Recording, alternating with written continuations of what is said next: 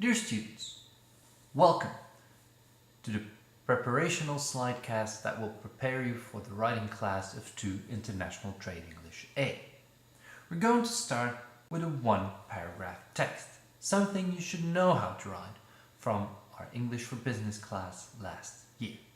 Let's consider this paragraph. Switzerland is breathtakingly beautiful. One reason it's beautiful is its mountain scenery, such as the area around Grindelwald, which includes 2 of the most famous mountains in the world, the Eiger and the Jungfrau. Switzerland is also very scenic because of its cities, such as the lovely city of Geneva, with its lake, arching fountains and nearby vineyards. For a visit to a land of postcard beauty, you can't go wrong with Switzerland. A good paragraph consists of 3 things: a topic sentence, support, and reworded topic sentence. The topic sentence here is Switzerland is breathtakingly beautiful. The entire paragraph is about Switzerland and how beautiful it is. To support this topic sentence, you have to give reasons why. In this case, the author gives 2 reasons. The first reason is the mountain scenery, and the second are the beautiful cities. You end with a reworded topic sentence, in which you reword the main topic, the main theme, the topic sentence of this paragraph. The reworded topic sentence here is, for a visit to a land of postcard beauty, you can't go wrong with Switzerland. Let's zoom in on the topic sentence. A topic sentence normally consists of 2 things. The first thing is a limited subject. It's always good to write about something specific, rather than about the world. The author here chose to write about Switzerland, one specific country. About that country, the author gives a precise opinion. It is breathtakingly beautiful. So, if we analyze the topic sentence, you could say that the basic form of a topic sentence is a limited subject, is or are, with a precise opinion. Let's have a look at the following examples. Consider these 2 pairs of topic sentences. Which one of these sentences is a good topic sentence? Let's start with the first pair. Paris-Roubaix, the cycling race, takes place this weekend. Paris-Roubaix, the cycling race, can be surprisingly more safe.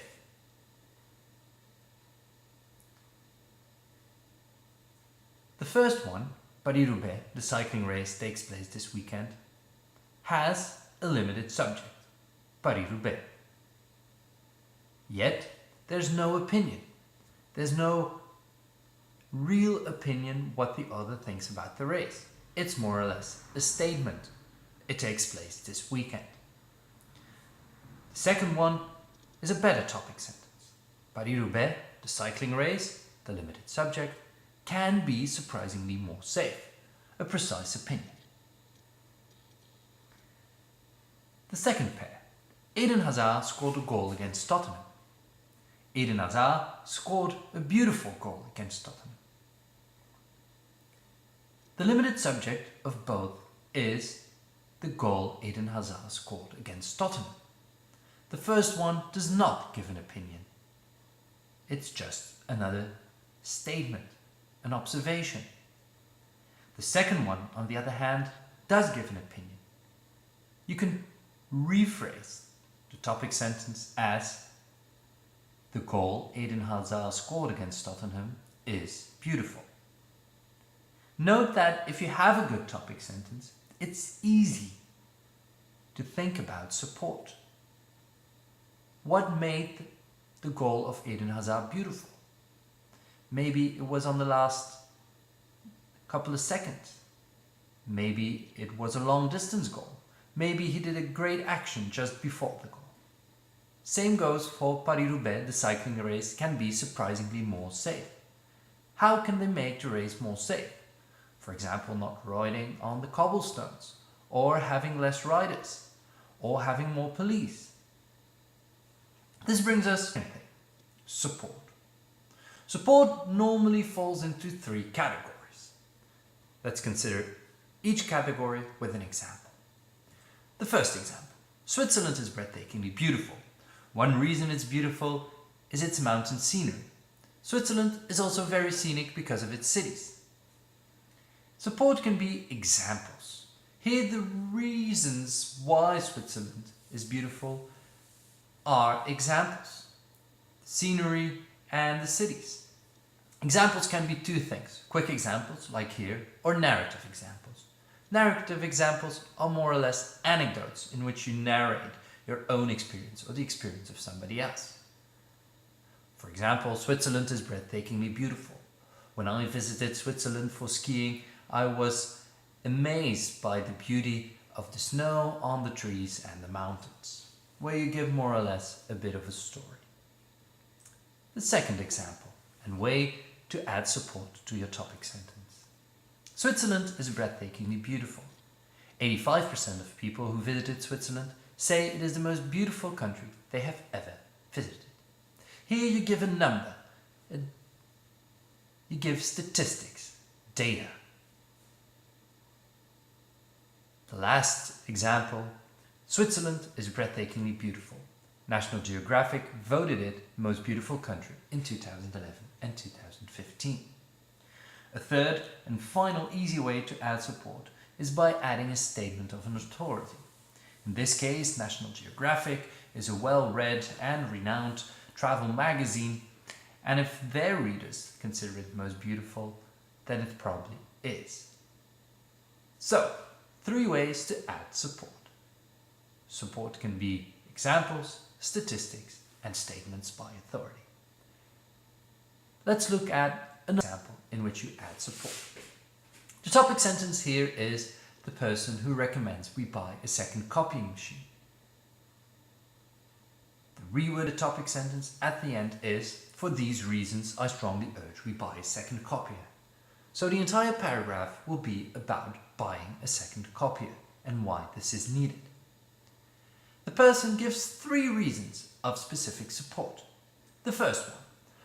The copy machine broke down for 3 days this month, June 2, 5 and 9. During that time nobody was able to do any of the photocopying crucial to our work. Also, second specific support, it had routine maintenance 2 other days this month, June 15 and 30.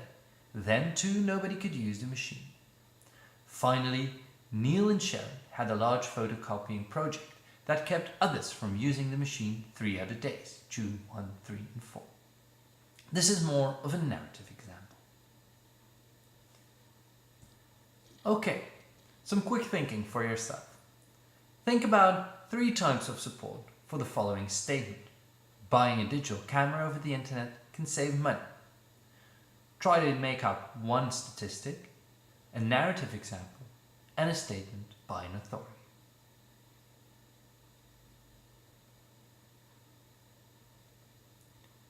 A statistic could be something where you compare prices, or an article that you've read online that says that 1 out of 3 people saves money by buying their camera online.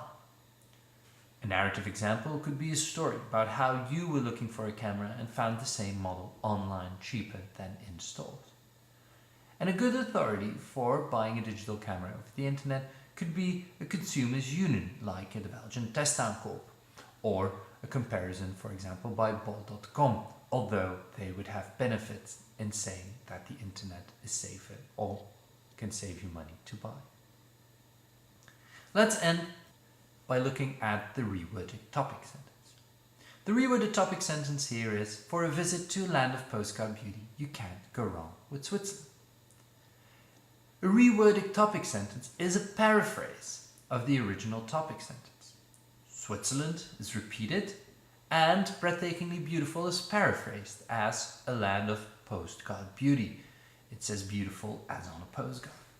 So again, a reworded topic sentence is a limited subject with the precise opinion. Switzerland, limited subject, is a land of postcard beauty. This you should have known from last year. Let's have a look at something new. Let's move on to our second stage, which expands your knowledge of the paragraph you've seen in English for Business. Let's consider a longer paragraph. Tourists at Yellowstone National Park often see large wild animals. The grizzly bear is one of the most interesting large animals tourists often see in Yellowstone. In fact, the day I arrived at Yellowstone, I saw a lot of cars stopped on the side of the road. Way off in the distance was a brown dot. I looked through my binoculars and saw that it was a grizzly bear, having supper. No need to say what that was. 2 days later, a guide took several of us on a picture-taking tour. The guide told us that over half the time the people on his tour get to see a bear. We ended up being in the successful half. The bison is another large animal tourists are likely to see in Yellowstone. Although there are only a few thousand bison in the entire park, they don't seem afraid of people. For example, I woke up at dawn one morning and saw 3 of them grazing on the grass right beside my cabin. If you go to Yellowstone, you'll probably see some large wild animals too. The entire paragraph is about the likelihood of seeing large wild animals in Yellowstone. The topic sentence here is, tourists at Yellowstone National Park often see large wild animals. Rephrased at the end is the reworded topic sentence. If you go to Yellowstone, you'll probably see some large wild animals too. The author zooms in on 2 specific large wild animals, being the grizzly bear and the bison. The grizzly bear is one of the most interesting large wild animals tourists often see in Yellowstone. The bison is another large animal tourists are likely to see in Yellowstone. These are subtopic sentences in which the author gives an even more limited subject. Each of these subtopic sentences are supported by support. In the first example, he gives a narrative example about the day he arrived. He adds another example of support to it.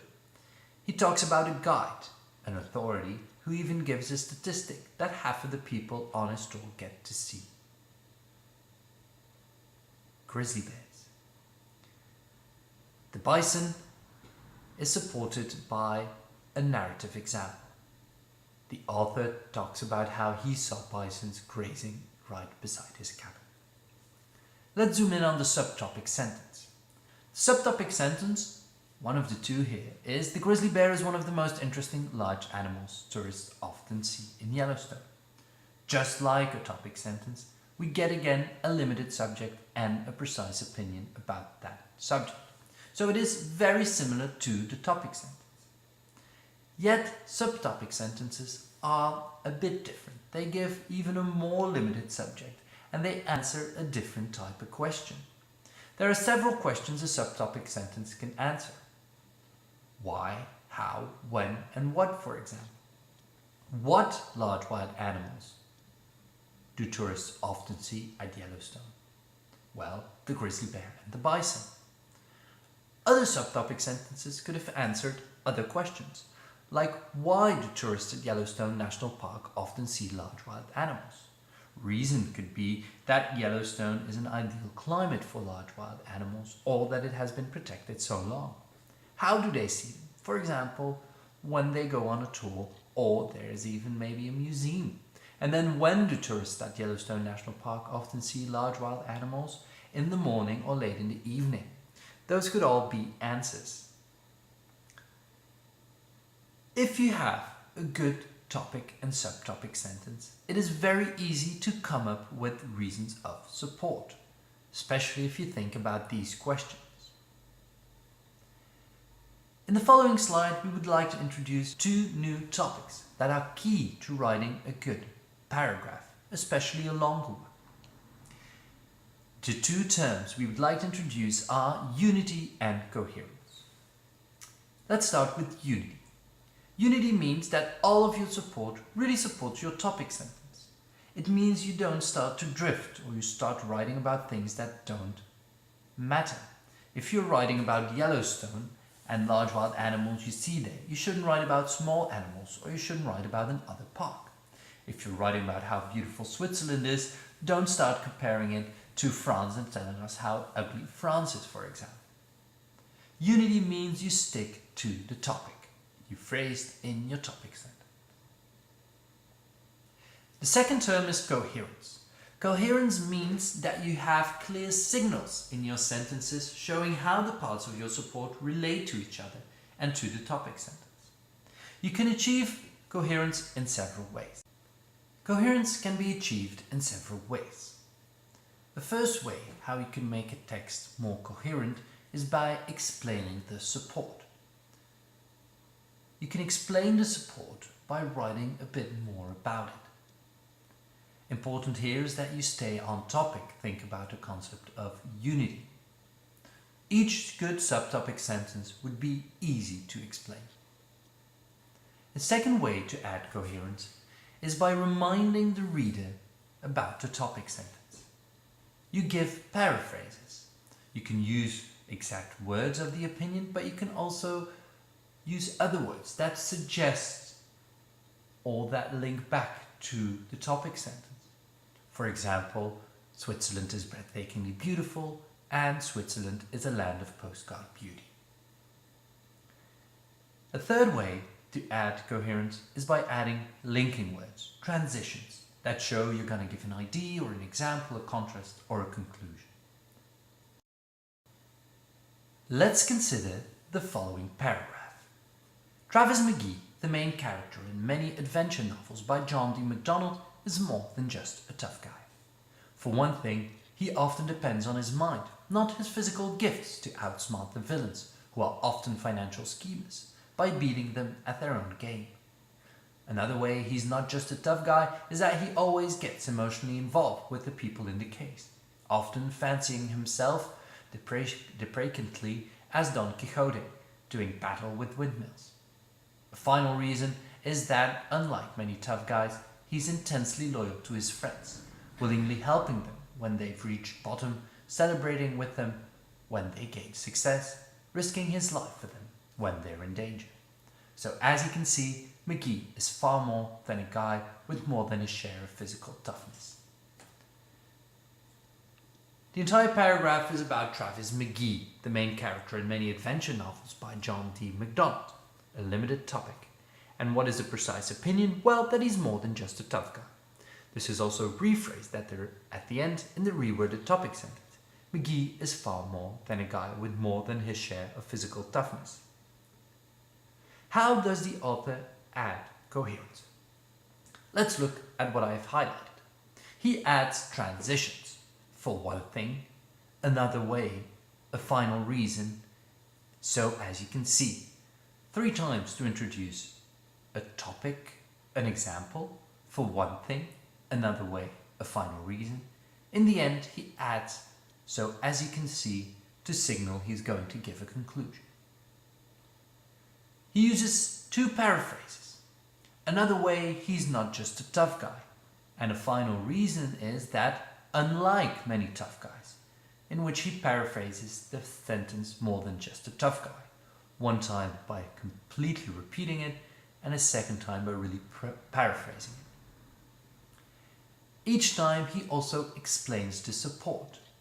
He often depends on his mind, and then he says he outsmarts financial schemes, so it's not enough to just fight him, he also has to beat them at their own game.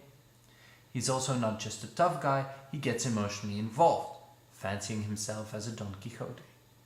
And he's not just a tough guy because he's loyal, and then he gives examples. He helps them when they reach bottom, celebrates their success, etc. Let's move from this large paragraph to the next step, the 5-paragraph text. This is an important structure that you should know very well in the 2 International Trade English A and 2 International Trade English B courses. We will start again from this paragraph. Note that I've added an extra part. Read with me. Tourists at Yellowstone National Park often see large wild animals. The grizzly bear is one of the most interesting large animals tourists often see in Yellowstone. In fact, the day I arrived at Yellowstone, I saw a lot of cars stopped on the side of the road. Way off in the distance was a brown dot. I looked through my binoculars and saw there was a grizzly bear having supper. The bison is another large animal tourists are likely to see in Yellowstone. Although there are only a few thousand bison in the entire park, they don't seem afraid of people. For example, I woke up at dawn one morning and saw 3 of them grazing on the grass right beside my cabin. A last big animal tourists are likely to see in Yellowstone is the moose. When we drove to the park, we saw a herd passing, but unfortunately some moose were also lying dead on the side of the road. If you go to Yellowstone, you'll probably see some large wild animals too. In red, you see the topic sentence and the reworded topic sentence. In the blue, in between, you see 3 subtopic sentences. One about the grizzly bear, the other is about the bison, and the last one is about the moose. If we split this up, you get the following visual representation of the paragraph. See how we're moving towards a 5-paragraph text yet? The introduction will be built around the topic sentence. Then we have the body, and we end with a conclusion, a reworded topic sentence. The body consists of 3 central paragraphs. So, first paragraph is the introduction, then we have the body with 3 central paragraphs, and the last 5th paragraph will be a conclusion. We'll zoom in on all these aspects. So, the 5-paragraph text consists of a title and then an introduction, 3 central paragraphs and a conclusion. A good introduction consists of 3 things. First, a motivator. A motivator should answer the question, why should you read this text? You should make the audience interested. You should try to make the text appealing to read. The second thing a good introduction has is a topic sentence. What is the main topic of your text? What will be the topic of your text? And then the last one is a blueprint, a roadmap. You give the structure of your text. In which order will your text discuss the topic? Let's look at the following example written by a student. The title of the text is Mexican Delight, and the introduction is: have you ever been on that mighty quest for Mexican food in Ghent? One could launch a prosperous business by opening one of Ghent's first delicious Mexican food restaurants. That food is desirably tasty, there's a big market for it, and yet supplies are not easy to be found. The motivator here is: have you ever been on that mighty quest for Mexican food in Ghent? The topic sentence, the main idea of the text is: one could launch a prosperous business by opening one of Ghent's first delicious Mexican food restaurants. And then the roadmap, the blueprint, the subtopic she will address to support this topic sentence is that the food is very good, that there is a big market, and that there is not a lot of competition. Following the introduction, we have 3 central paragraphs. Central paragraphs display some similarities with 1-paragraph essays, which we've discussed in the beginning, but there are some differences. The first one is that the subtopic sentence, the topic sentence of this paragraph is a subtopic sentence of the entire text, gets extra body, extra sentences in order to add coherence. Think about the following 3 things: a transition, a reminder of the topic sentence, a paraphrase, and the specific main idea of the paragraph. A last big animal tourists are likely to see in Yellowstone is the moose.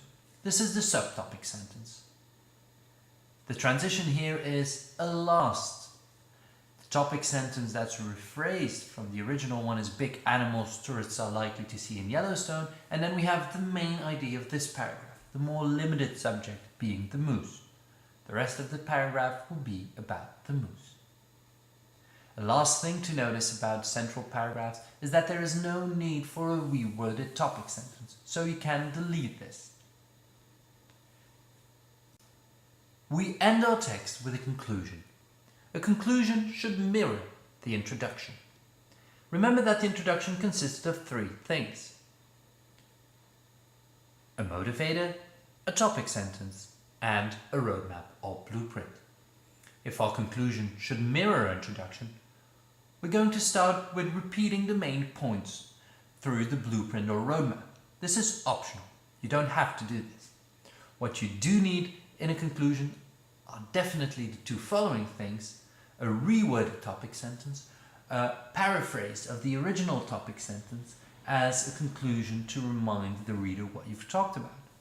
And you end with a reference to the motivator, the reason why people should have written the text.